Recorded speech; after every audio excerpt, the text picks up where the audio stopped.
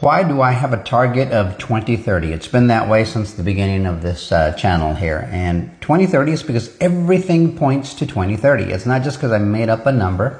Of course, part of the calculation, and it just ideally matched my time horizon, right? When I think I'm going to be looking at changing what I do for a living, or how I build my wealth or preserve my wealth, or grow my wealth. It's going to be a very different way to manage everything because I'm going to be a little bit older, and it's time to maybe enjoy a little bit more of my time doing, I guess, maybe a different set of things. But it's lined up very well with what's going on with cryptocurrency and the change of, I guess, the financial system, right? So here's a little reminder. Not a reminder, I suppose, but something to point out. Man, I love these things. You can always play around with it.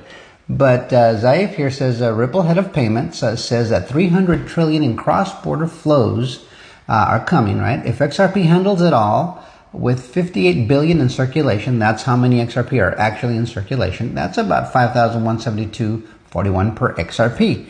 The kind of potential that breaks charts and melts faces. Keep in mind, this is before derivatives, this is before tokenization of real-world assets like real estate, and this is before handling the payment flows of most banks, right, or nations. This is before taking over 10% of the SWIFT network, let me put it to you that way. So this is before the SWIFT network and all these other things. When you start to add those up in your head, even that $5,000 number per XRP is low. That's the thing that kind of captures the imagination. But if you just want to keep your feet on the ground because you don't want to get too excited or get ahead of yourself, then just think $100 to $300. Something simple that is very, very reachable. And it can happen long before 2030 if things work out well. Because once legislation is in,